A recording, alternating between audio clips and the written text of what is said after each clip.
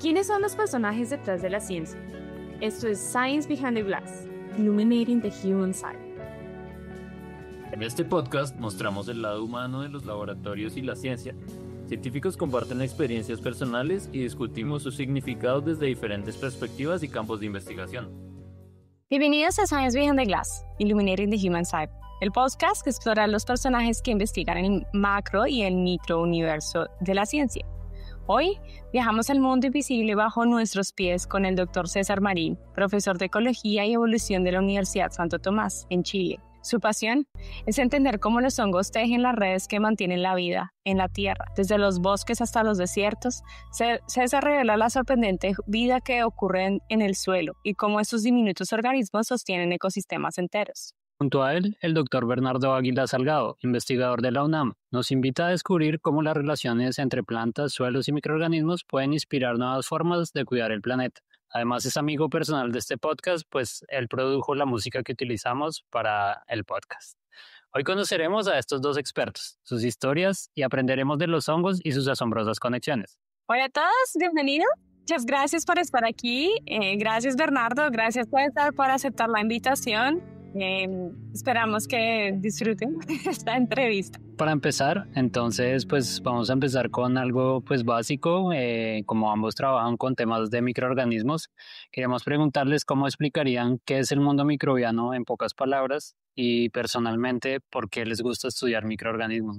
Bueno, sí puedo empezar porque justamente por estos días ando escribiendo un capítulo del libro que trata de responder un poco esa pregunta de qué es el mundo microbiano y en el cual describo que básicamente el mundo como tal es microbiano. Los microorganismos componen como el 20% de la biomasa de todos los organismos, pero además evolutivamente, filogenéticamente, los microorganismos son la mayoría y resulta que desde el siglo XXI sabemos que también los microorganismos están muy presentes en todos los macroorganismos, conformando un holobionte. Entonces, lo que describo en ese capítulo es como esta ceguera microbiana que hemos tenido como humanidad y como biólogos, como científicos, porque muchos de nuestros conceptos y de nuestra forma de pensar la vida se ha basado en los macroorganismos, en los que podemos ver. Sin embargo, los microorganismos son la mayoría, son los responsables de los ciclos de nutrientes, tanto en el océano como en el suelo. Y a mí eso fue lo que me llevó a estudiarlos, su complejidad, sus números enormes. En los suelos que yo estudio, en un gramo de suelo pueden haber 1.000 millones de bacterias fácilmente y de miles de especies. Entonces, esa complejidad siempre me ha parecido fascinante. A mí lo que me atrajo a los microorganismos fue esa área. ¿Y fue algo que desarrollaste desde que estabas pequeño o cómo te interesaste siendo biólogo entre tantos temas? No, fue de hecho más grande, fue al iniciar el doctorado. Fue por accidente. En realidad yo estaba tratando de entender, lo que me interesaba conceptualmente es cuál es la relación entre biodiversidad y servicios o funciones ecosistémicas. Ha sido un tema que me ha interesado siempre. Entonces llegué en febrero del 2014 a Valdivia, Chile. Yo no tenía ni idea que estaban en vacaciones. Había un solo profesor que me habló justamente de un proyecto que se trataba de entender cómo la biodiversidad, ciertas formas de cuantificar la biodiversidad, explican los servicios y las funciones ecosistémicas. Y yo creo que los microorganismos son perfectos para estudiar esa pregunta. ¿Y para ti, Bernardo? Pues igual, o sea, es muy parecido. O sea, para mí los microorganismos representan desde el pasado hasta el futuro. O sea, en el sentido de que son los ancestros, es como se origina la vida. Y sabemos, como bien decía César, que somos un holobionte, realmente no existimos como individuos, sino somos una colección de muchos individuos, incluyendo microorganismos, que tienen impactos gigantescos sobre la Tierra, ¿no? Inclusive yo me atrevería a decir que aún sin los humanos, el futuro está en los microorganismos, ¿no? O sea, tantos experimentos que hay ahorita, por ejemplo, con tratar de colonizar Marte con cianobacterias, etcétera, son cosas que son fascinantes, vaya, o sea, puedes encontrarlos debajo de una piedra, están en todas partes y tienen tanto misterio, porque son tantos que justo vengo de una conferencia de honguitos que estaban hablando de que realmente hay familias que no se conocen por completo de hongos, que los podemos ver todos los días, pero que nunca se han descrito genéticamente y vaya, es una locura cómo estos microorganismos hacen tantas cosas, pero pues pasan desapercibidas, ¿no? O sea, son cosas que son transparentes, ¿no? Para nosotros, para el ojo humano, pero eso es lo misterioso, ¿no? Realmente, como pues también decía la doctora que escribió el libro Amor Microbiano, muy buen libro que justamente habla de cómo los microorganismos están en todo y hasta en el amor, ¿no? O sea, dejamos unas huellas en todas partes de cada quien tiene su perfil de microbioma, ¿no? Lo que llamamos como microbioma. Pero bueno, concuerdo con César, o sea, es un mundo fascinante y lo que más me atrajo, o sea, históricamente, pues yo leí un libro que creo que lo leí en la prepa que se llama Cazadores de Microbios, justo explica la historia de la microbiología y pues y lo fascinante de, bueno, yo quedé atrapado con las historias de Roberto Koch y todo lo que explica el libro de una manera muy, muy sencilla, pero yo quise estudiar microbiología, pero no existía la carrera en la UAC en ese entonces cuando estudiaba y me metí a biotecnología, pero un año después abrió la carrera de microbiología, ya no la pude cambiar, pero realmente yo siempre quise estudiar microbios, ¿no? O sea, microorganismos. Pero bueno, no me arrepiento y aquí andamos. Y ahora que estamos hablando de microorganismos, bueno, esto es gigante, ¿no? Los microorganismos componen demasiados elementos, demasiados organismos pequeñitos. ¿Cómo nos pueden explicar ustedes qué microorganismos ustedes están enfocados y qué funciones tienen esos microorganismos? ¿Por qué son tan importantes como ustedes dicen que son relevantes en la Tierra y que sin esto no se puede desarrollar, que en verdad son como la base de todo? Entonces, cuéntenos un poquito de por qué son importantes y denos ejemplos de qué microorganismos ustedes estudian. Bueno, yo estudio distintos tipos de microorganismos, pero la verdad los últimos 10 años me he especializado en los hongos micorrízicos. El término micorriza quiere decir, mico viene de hongo y riza de raíz. Consiste en una asociación simbiótica entre más o menos el 86% de todas las plantas terrestres y hongos del suelo en sus raíces. Entonces, en esta asociación hay un intercambio, hay una transferencia de productos de la fotosíntesis, principalmente carbono por parte de la planta al hongo. Y el hongo, obviamente todos los organismos necesitamos carbono, ¿cierto? Y el hongo transfiere nutrientes como nitrógeno y fósforo y cationes a la planta, además de agua y protección contra ciertos estreses bióticos y abióticos. Esta simbiosis es universal, surgió hace unos 406 millones de años más o menos, está en todas partes del mundo y básicamente ayudó a que los bosques y los arbustos y los pastos se constituyeran de la forma en la que actualmente los vemos. Entonces es una simbiosis que fue fundamental para el planeta actual como lo conocemos. En términos de las funciones, su principal función es la nutrición vegetal bajo ciertas condiciones ambientales, no en todas las condiciones o contextos ambientales. La ecología es una ciencia relacional y en ciertas condiciones esta simbiosis no es tan benéfica, pero en muchas otras sí. Y también a escala global se ha elucidado que definitivamente regula los ciclos de algunos nutrientes como el nitrógeno y el fósforo. Entonces, ciertos pasos de estos ciclos dependen mucho tanto de estos hongos como de bacterias que se asocian a estos hongos. Y a mí lo que me ha estado cambiando un poco la mentalidad en los últimos años es que, bueno, yo no soy microbiólogo, pero todos tenemos cierta formación microbiológica donde uno separa mucho el tipo de organismo. Con las micorrizas lo que se sabe desde el año 2016-2017 es que en las hifas de estos hongos viven ciertas bacterias. Esto se conoce como la hifósfera. Y estas bacterias son las que de hecho están mineralizando, o sea, degradando el nitrógeno y el fósforo que le pasan primero al hongo y el hongo se lo pasa a la planta. Entonces ahí ya se vuelve una relación de 3, pero pueden ser relaciones de miles o millones. Entonces yo cada vez estoy pensando más la microbiología como una ciencia de sistemas, porque es el sistema completo el que uno tiene que investigar. Y estas cifras que tú mencionas que tienen esta relación simbiótica o esa cooperación también con las plantas y los hongos, ¿puedes ampliar un poco más como qué son estas cifras? ¿Estas no las vemos nosotros? ¿Cómo ocurre esto? Claro, así como una planta tiene raíces gruesas y luego raíces finas y luego raíces ultra finas, un hongo, una callampa, cuando uno ve una callampa, la callampa es como la punta del iceberg. Bajo esa callampa en el suelo hay una red enorme de estas hifas que son muy, muy, muy delgaditas. Son muy delgaditas porque tienen que entrar a la raíz y tienen también que explorar el suelo. Entonces, al ser tan delgaditas y tan pequeñitas, de hecho pueden explorar regiones del suelo que la planta por sí sola no puede.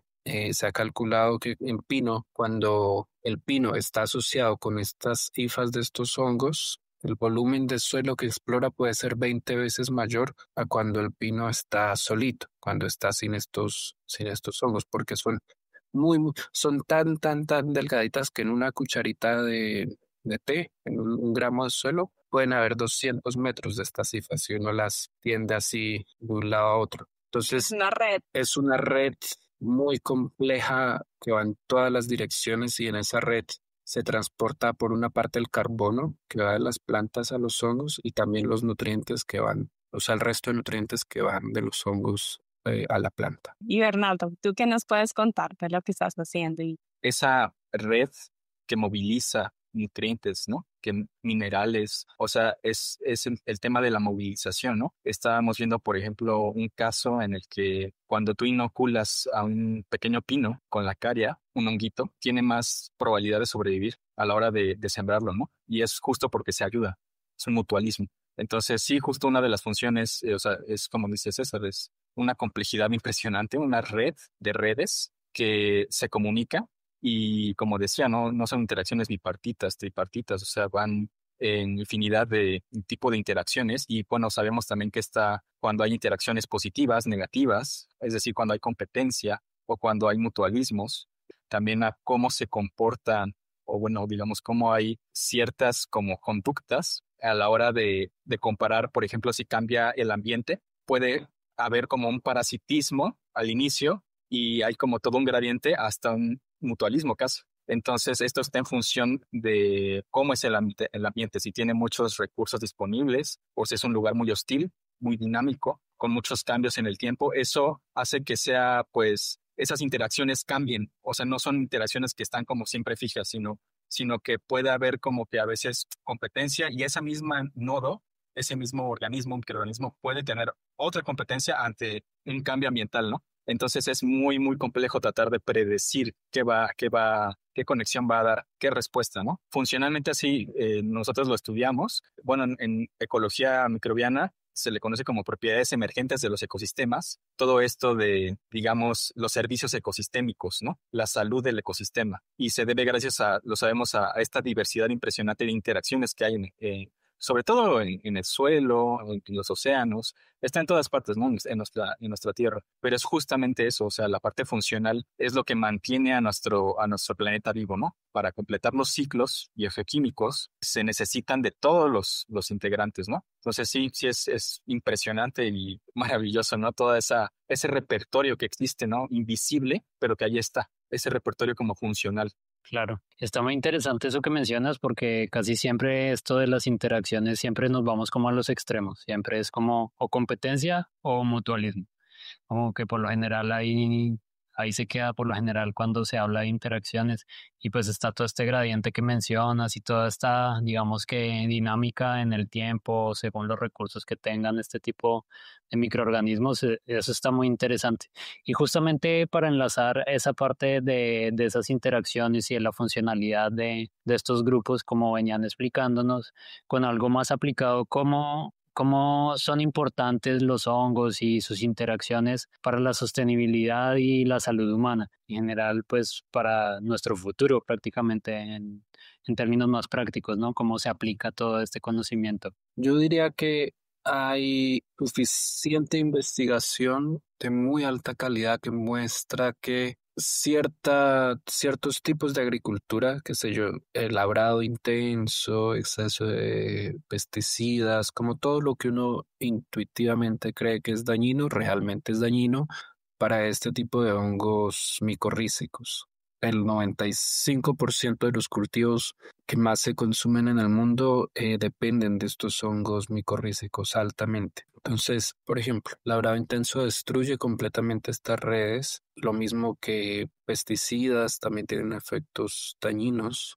Entonces yo diría que hay que mantener lo que en ecología de plantas se conoce como una retroalimentación planta-suelo, un plan soil feedback positivo, y esto quiere decir que los efectos de la planta sobre las generaciones siguientes o sobre su mismo futuro, o sea, la hojarasca que una planta echa o los ácidos que excretan las raíces le afectan positivamente a la misma planta y a las plantas que vengan después. Eso es un plan soil feedback positivo. Y para ese plan soil feedback positivo, estos hongos son fundamentales para lograrlo. Y para mantener un plan soil feedback positivo, también sabemos que la agricultura convencional genera un plan soil feedback negativo, de hecho. Entonces yo diría que por ese lado estos hongos son fundamentales, como viéndolos del sentido agrícola.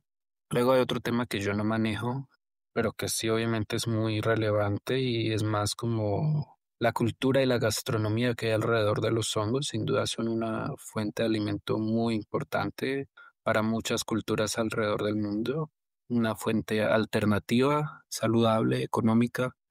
También, por ejemplo, hay interacciones que ustedes mencionaban también con las bacterias y también con las plantas y están también lo que son los líquenes. Yo no sé si ustedes trabajan mucho con los líquenes y si muchas veces los vemos en los troncos de los árboles y también van a depender muchísimo del ambiente y de donde se encuentran expuestos, porque si hay una buena calidad de aire, estos líquenes van a sobrevivir.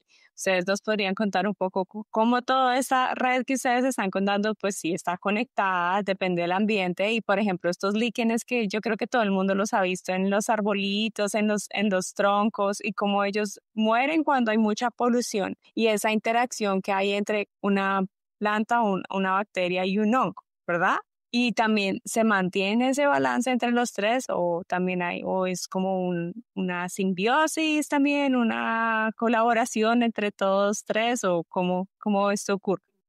Sí, realmente sería como, o sea, entiendo que sería como un tipo, por ejemplo, algo aplicado, por ejemplo, también, o sea, continuando con lo que decía César, en cuanto a que si tú sabes qué grupo de microorganismos, o sea, por ejemplo, ciertas bacterias que se utilizan para biorremediar suelos contaminados, por ejemplo, que hay ciertas cepas que son más eficientes degradando ciertos compuestos que otros. Entonces eso ya es biotecnología, ¿no? Pero también son microorganismos aplicando a una relación en la que tú sabes que ese microorganismo necesita cierto metal o cierto nutriente y tú lo puedes usar a tu favor para limpiar un lugar de residuos. Se me ocurre también, por ejemplo, todo lo que se hace con lo que hacemos un poquito en nuestro laboratorio, que tiene que ver con biodiversidad, para saber como el estado de salud un poco de los sistemas naturales y compararlos contra sistemas, ahorita que mencionamos, contaminados, por ejemplo, ¿no? Tenemos ahorita un caso de estudio de ríos contaminados que se toman muestras río arriba, que es cuando el río todavía está, digamos, limpio, y se hace un gradiente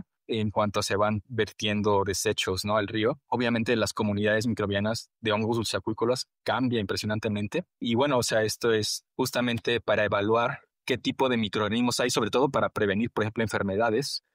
También en el caso de agroecología sabemos que hay ciertas plagas y a veces podemos detectar ciertos patógenos antes de, bueno, o sea, sabemos que están ahí como presentes, ¿no? Simplemente, aunque no estén teniendo acción patogénica, sabemos que es una posibilidad, ¿no?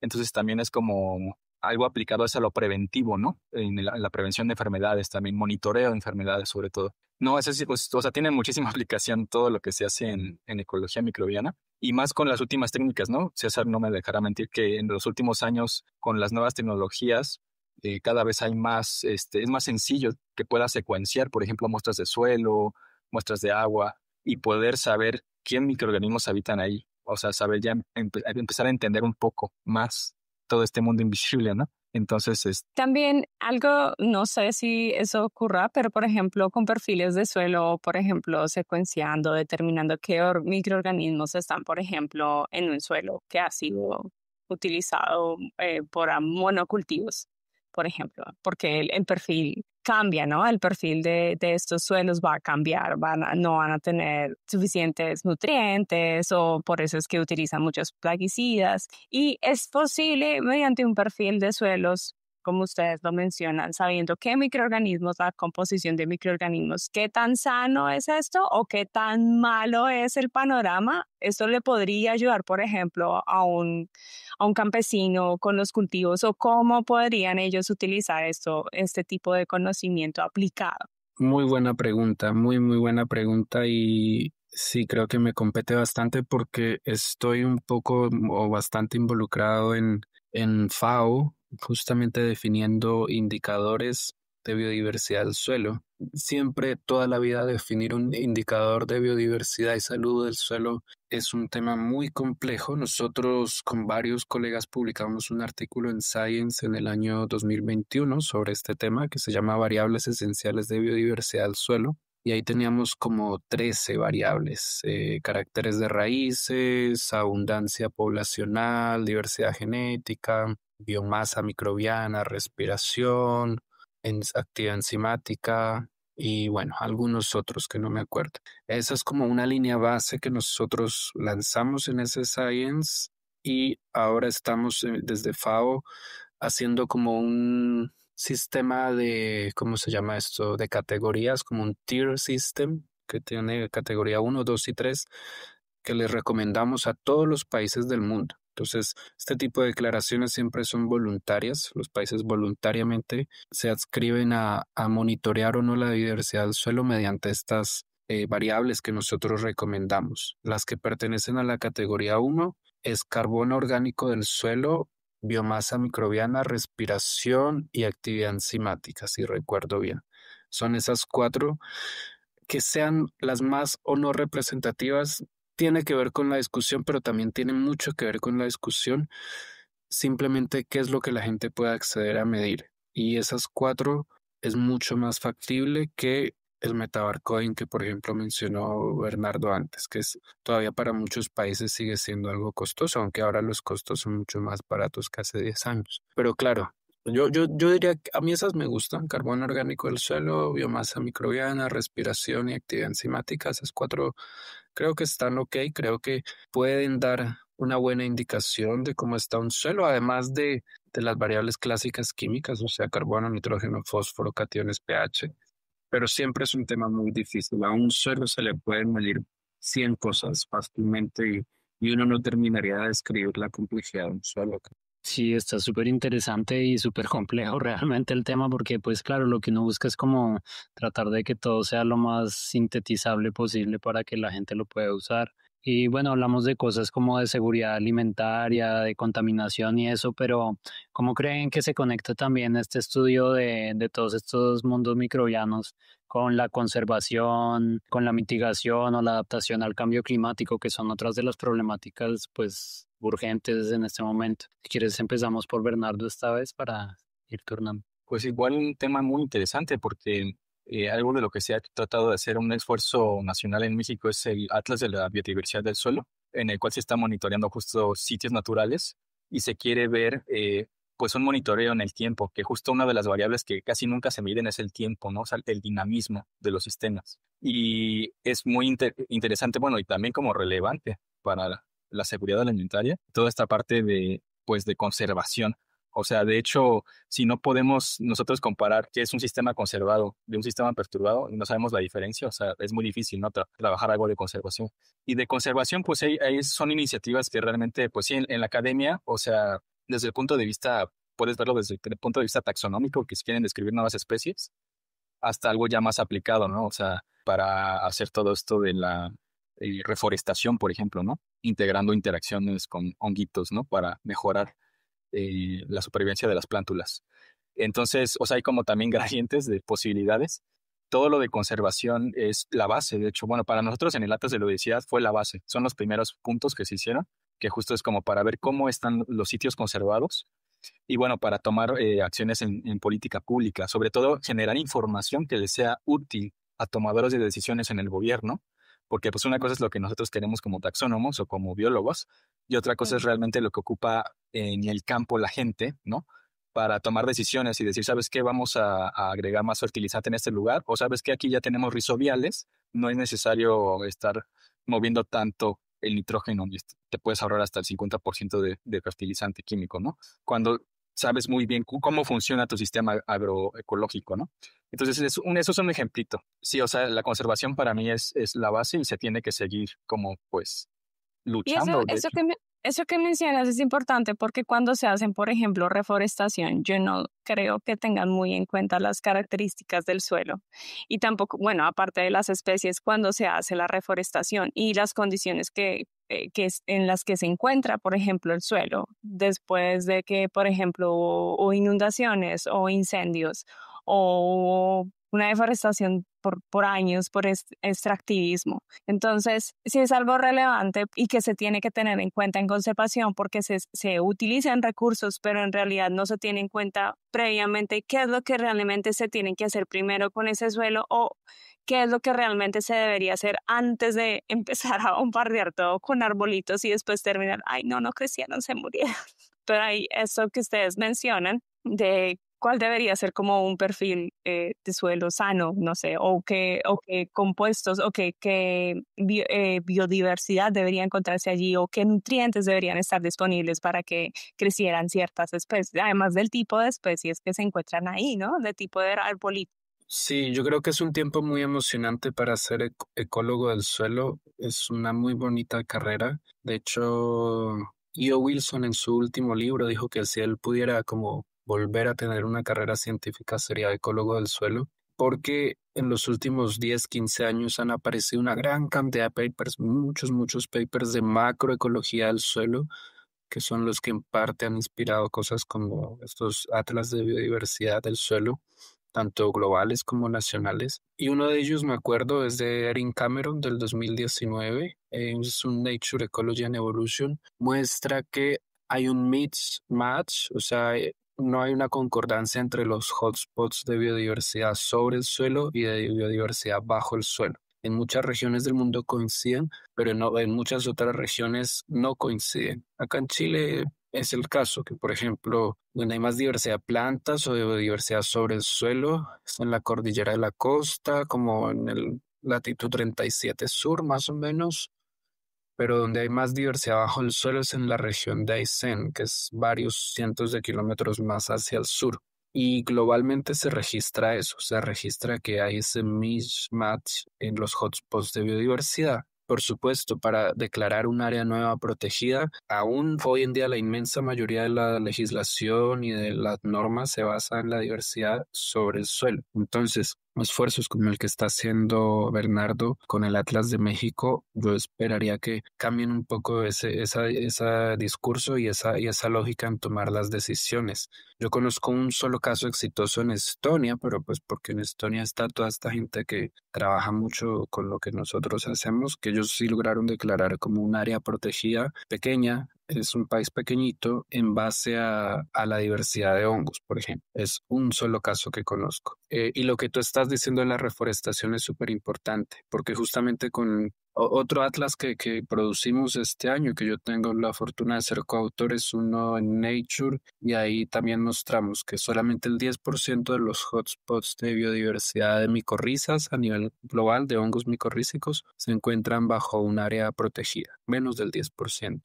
mientras que es un 30% para los macroorganismos. Entonces, ahí entra toda una discusión de cómo elegir un área protegida, de cómo elegir un corredor biológico, en base a qué métricas. Yo algo vi de esto en la COP pasada en Cali, justamente la E.O. Wilson Foundation, ellos han producido unos mapas súper buenos para todos los países, pero estos mapas se siguen basando en los números de especies endémicas de macroorganismos. Entonces, el siguiente paso que tienen que hacer, o sea, estos mapas ellos los produjeron para todos los países para decir, bueno, si protegen todas estas zonas, llegan a su meta 30 por 30, o sea, declarar el 30% protegido para el año 2030, pero siguen ignorando la diversidad del suelo. Justamente hablando de cómo no hay tanta regulación en el suelo, o sea, sí hay muchísima regulación en el país. En México todavía en cuanto a calidad del aire, en cuanto a agua, hay normativas. Bueno, la ley es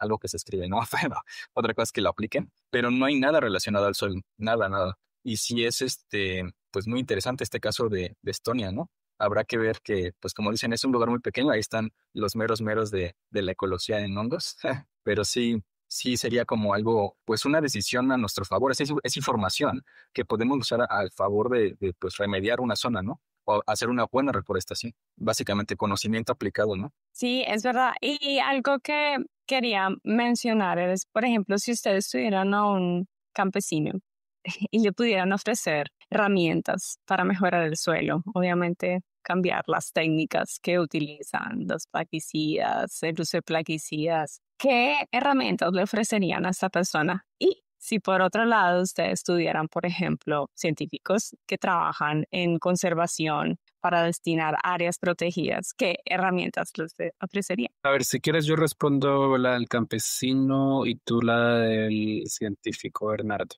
Yo he visto que cosas que son intuitivas, como la rotación de cultivos, los cultivos de cubierta. Recientemente me invitaron a un congreso de ganaderos y pidieron que les ayudara como a entender. Habían hecho análisis de suelo, tienen como esta ganadería rotativa, regenerativa. Yo creo que, por ejemplo, cosas así funcionan. Y me gustó que son ganaderos, que es gente con muchos recursos, pero que ya han entendido un poco este discurso y han entendido un poco la importancia del suelo y su biodiversidad. Y claro, el mensaje central que les di es lo mismo que acabo de decir hace unos minutos, que para caracterizar un suelo no es una o dos variables, son muchas variables, porque a veces, sobre todo si la gente viene como de escuelas de agronomía clásica, se quedan con que medir el fósforo, hay mucho, poco fósforo, ya con eso. No es tan sencillo. Entonces creo que ese mensaje les quedó claro. Están haciendo monitoreo, eso es lo importante, porque muchas veces aparecen estas técnicas que prometen salvar el mundo y de repente uno ve que meten mucho dinero en, qué sé yo, en agricultura, en ganadería regenerativa o qué sé yo, pero funciona unos años, pero no hay un monitoreo a largo plazo. Yo es la misma crítica que tengo contra los créditos de carbono. Ok, funciona una década, ¿qué pasa en 20 años? ¿Qué pasa en 30 años con ese carbono supuestamente capturado? Entonces, pensar a esos largos plazos, pensar para nuestros hijos o nuestros nietos aún nos cuesta a nosotros como humanos. Pero sí, todas las técnicas intuitivas y principalmente la rotación de cultivos muy buena para cualquier suelo, cercovivos, cultivos de cubierta, policultivos. Son cosas que de hecho, bueno, acá hay dos colombianos y yo creo que en México es muy similar. O sea, hay muchas cosas que nuestros abuelos, que mi abuelo hacía y que tienen, ahora uno que lo investiga científicamente, tienen muchísimo sentido. O sea, cuando se cultiva el café, en el medio del café se pone yuca, se pone plátano, se pone maíz, se pone frijol, se pone un montón de cosas y así es. Toda la vida, la mayoría del café a pequeña escala en Colombia ha sido de esa forma, porque el café demora 2 años. Entonces, algo hay que hacer con esa tierra mientras tanto. Y eso lo hacían las personas por supervivencia, no por ningún discurso ambiental, pero funciona súper bien. Y también en el campo colombiano se utiliza el estiércol de las gallinas muchísimo.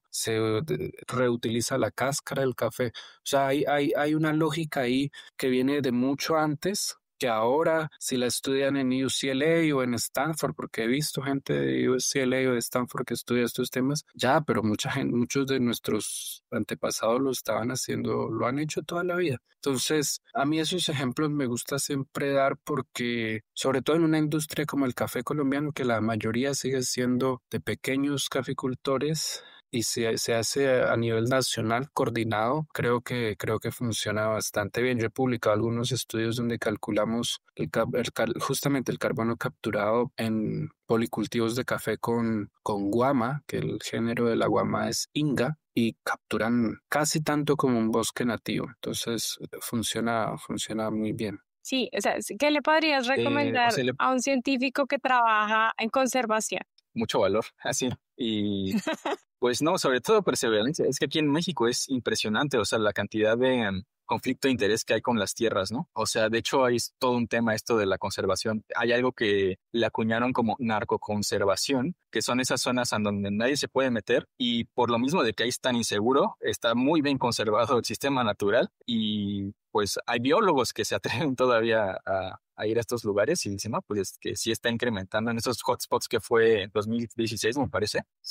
Por ahí hicieron un estudio que justamente vieron cómo Michoacán empezó otra vez a haber bastante conservación en zonas donde había un plan de deforestación, pero por lo mismo, por inseguridad, ¿no? Entonces sí es un tema muy feo, que de hecho pues, tiene que ver con un conflicto de interés no solamente en el país, sino de fuera, por el extractivismo mismo que estaban diciendo, ¿no? Entonces sí es un tema complejo, y de hecho el Atlas de la Biodiversidad del Suelo, tanto así que los puntos que nos faltan, tenemos ahorita casi 400 sitios, y los puntos que nos faltan son las zonas más peligrosas, ¿no? O sea, las zonas narcoconservadas, como se podría decir, ¿no? Pero sí es todo un tema, y pues yo le recomendaría que, pues, o sea, es muy bonito. O sea, la conservación también vale la pena porque, sobre todo los que son biólogos, que están en la parte de protección de su organismo favorito. O sea, digamos, los macroorganismos son muy bonitos, o sea, el ajolote y toda esta parte, pero para alguien que estudia microbios, pues sí, o sea, tiene que estar muy enamorado de sus microbios, ¿no? Es lo que le recomendaría, sobre todo, mucha fuerza, ¿no? Valor. Sí, sobre todo en Latinoamérica puede llegar a ser algo no tan placentero dedicarse a la conservación. En el doctorado donde yo doy clase, acá en la Universidad Santo Tomás en Chile, la decana, ella en persona da un curso que se llama Fundraising para la conservación. Eso es algo que yo no sé hacer. O sea, yo he dependido del dinero del Estado toda la vida. Yo no sé tocarle la puerta a un privado y que me dé plata para hacer conservación. No lo sé. Entonces, para la gente nueva que esté metiéndose a este mundo, yo les recomendaría eso. Entonces, eso son habilidades blandas que yo no las tengo. Yo sé concursar científicamente, pero esas habilidades blandas no las tengo. Y la verdad es que con lo incierto de nuestros políticos y en nuestros ministerios de ciencia, en nuestros países, bueno, también en Estados Unidos, claro, uno tiene que mirar a fuentes distintas al Estado. Y eso es súper importante aprenderlo desde el inicio. Sí, y justo por allá íbamos con la siguiente pregunta que les queríamos preguntar. ¿Cómo ha sido para ustedes pues trabajar en ciencia en general en Latinoamérica, ¿no? Pues teniendo en cuenta que este podcast no solo escuchamos acá en Latinoamérica con colegas, sino también en Australia, en otras partes, pues para que nos compartan cómo ha sido su experiencia, ¿no? Y cómo podrían compararlo con otros grupos con los que han colaborado quizá en otras partes del mundo, ¿no? Yo siempre, ese tipo de preguntas digo que tengo siempre una respuesta como ambivalente o agridulce. O sea, yo estoy muy contento con lo que he hecho, con lo que he logrado, estoy muy contento, muy satisfecho con mi carrera científica, eso no me cabe la menor duda, pero también sé que si estuviera en otro lado, quizás podría hacer más, como que podría abarcar más, podría tener más estudiantes, hacer más cosas. Entonces siempre tengo esa como ambivalencia. Pero la verdad, lo que he hecho hasta el momento ha sido muy satisfactorio, ha sido difícil, pero ha sido muy satisfactorio. Chile, por lo menos los 11 años que yo llevo acá, ha sido estable en su financiación. Haya gobierno de derecha, haya gobierno de izquierda, ha sido estable. Ahora lentamente yo me he ido metiendo en el funcionamiento interno de la ciencia, me toca evaluar proyectos, hago parte de la Chilena de Ciencias. Y claro, uno empieza a entender el porqué, uno empieza a entender cosas que antes no entendía. Y también uno empieza a entender los problemas que hay que son muchos. O sea, la burocracia, por ejemplo, la burocracia acá es una cosa de locos, es una cosa que yo creo que conozco muchos ejemplos. De hecho, un colombiano que fue un profe mío en el doctorado, él se fue a Nueva Zelanda porque acá en Chile le pudo la burocracia, o sea, le pudo. Entonces, yo creo que ese es uno de los detrimentos y se da porque nuestros estados no tienen confianza en los científicos. O sea, cuando tú rindes un proyecto, acá por lo menos, no sé cómo será en México, pero acá tienes que guardar cada papelito, cada factura, cada boleta, cada cosa, absolutamente todo. Entonces, gastas tu tiempo, tu energía, tus recursos en toda esta labor administrativa y burocrática.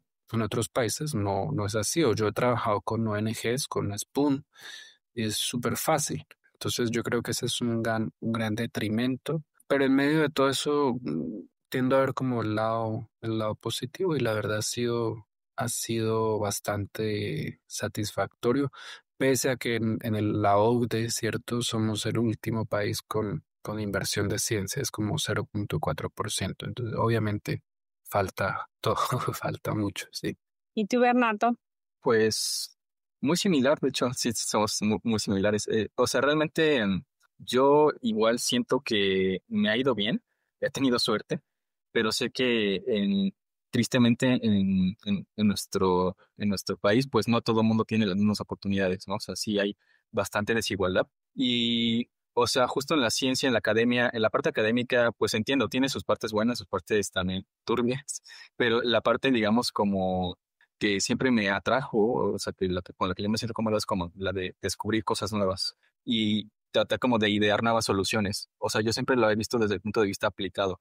Entonces, siento que somos afortunados porque no mucha gente tiene el tiempo para estar pensando como científico. O sea, hay mucha gente que simplemente tiene que trabajar de las 24/7 y nosotros que tenemos el tiempo y podemos tratar de desenmarañar esta red que le llamamos realidad y darle una explicación para un beneficio, pues sí, digamos, de nuestra sociedad, pues yo lo veo como desde ese lado, ¿no? O sea, como poner como mi granito de arena al conocimiento. Entonces siempre ha sido algo que me ha dirigido, es como esa parte del conocimiento, me siento muy a gusto con esa parte y siento que lo que estoy haciendo ahorita sí está haciendo como ciertos breakthroughs, o sea, en el conocimiento que hay, como que estamos describiendo cosas nuevas que no se habían descubierto y eso es en beneficio, por ejemplo, para aplicación a agroecología, ¿no? Entonces, por ejemplo, lo que les decía de este honguito que ya se está implementando para hacer reforestación y que sobrevivan bien las plantas, es algo que ya se está haciendo, ¿no? O sea, ya hay muy buen trabajo, muchas personas que están involucradas en esos trabajos son muy buenas. He tenido la experiencia de colaborar con gente muy buena y sobre todo gente joven, ¿no? O sea,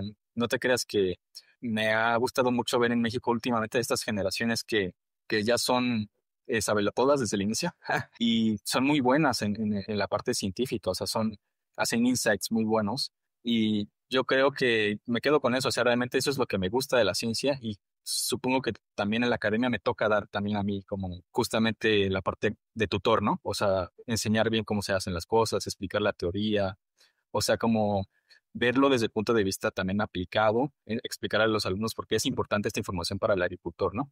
Desde el punto de vista multidisciplinario, sobre todo porque ya tuvimos una etapa en nuestro país en el que pues se hacía mucha ciencia como de, que no está mal, o sea, preguntarse la inmortalidad del cangrejo, le decimos, o sea, como hacer estudios ya muy específicos de algo, que vaya, o sea, es conocimiento de frontera, está excelente, muy bien, pero ya en la situación económica en la que se encontraba, digamos, en nuestro país, sí siento que sí tuvo que haber como un giro más aplicado, ¿no? O sea, como que ese conocimiento ya nos, también hubiera un extractivismo, porque también se veía esto de la fuga de cerebros, ¿no? Muchas mentes brillantes en nuestro país, pues se fueron. Y ahora está pasando un fenómeno al revés. Toda la gente que estaba en otras universidades están regresando.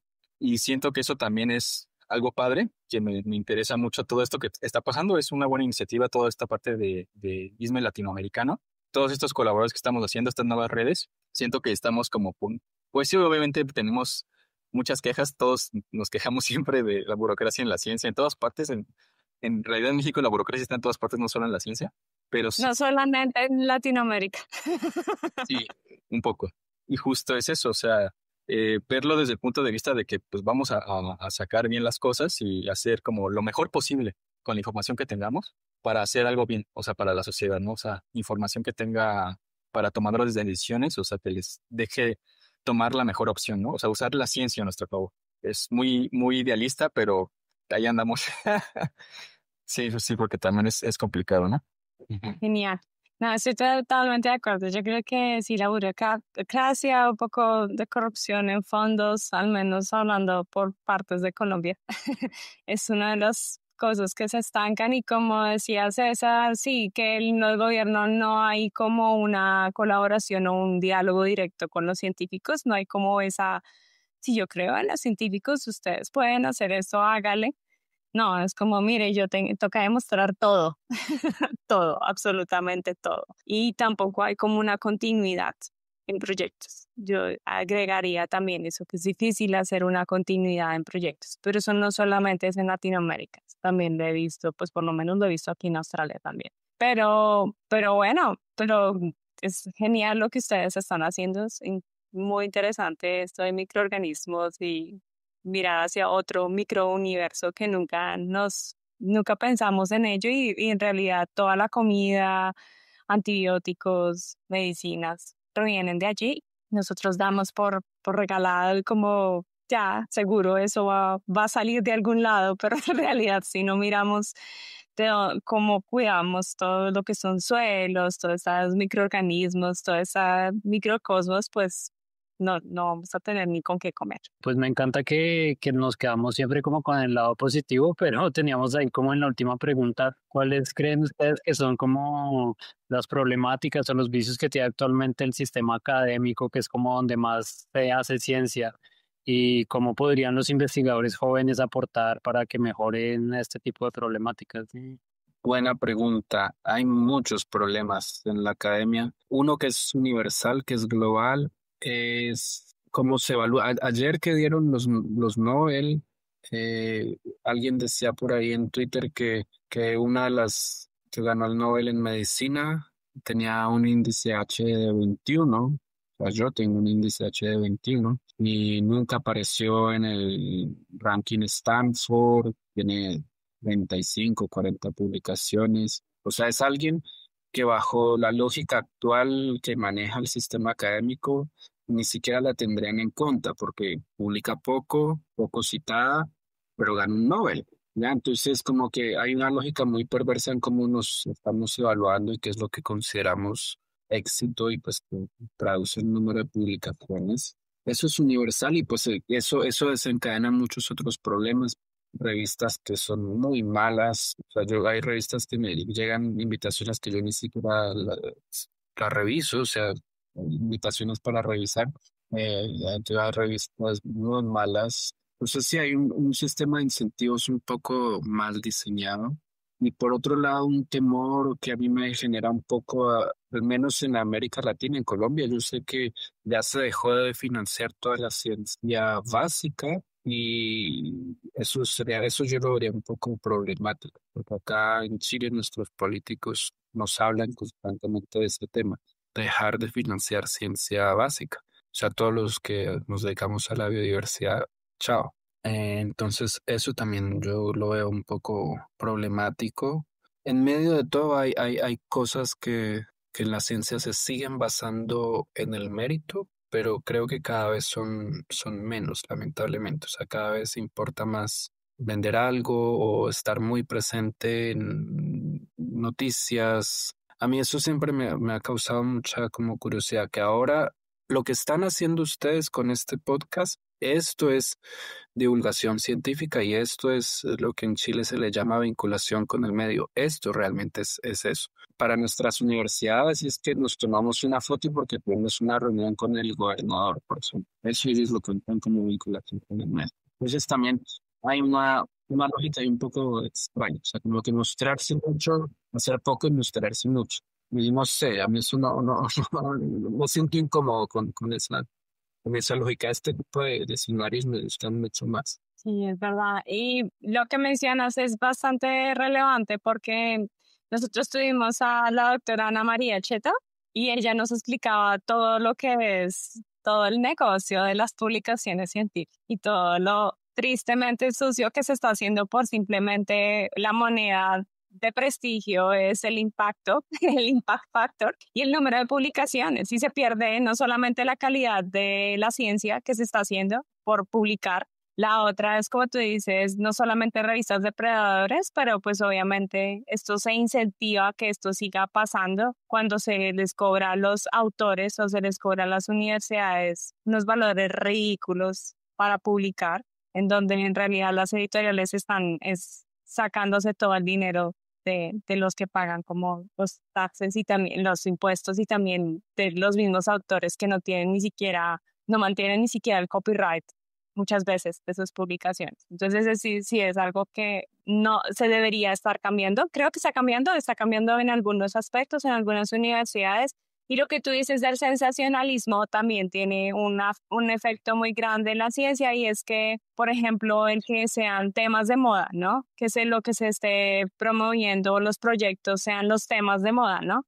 Ah, sí, ¿no? Que vamos al espacio, entonces vamos a financiar cosas hacia el espacio o cosas que no están fuera de contexto, que no están fuera de la realidad de lo que necesitamos actualmente. Eso sí, eso es una de esas críticas gigantes que tenemos en ciencia. ¿Y tú qué piensas, Bernardo? Sí, pues lo mismo, o sea, hay muchas cosas oscuras en la academia, empezando por lo de los revisores, ¿no? Cuando quieres ser revisor, no te paga y terminas haciendo el trabajo que, pues, se supone que, pues, solamente es por tener como ese título.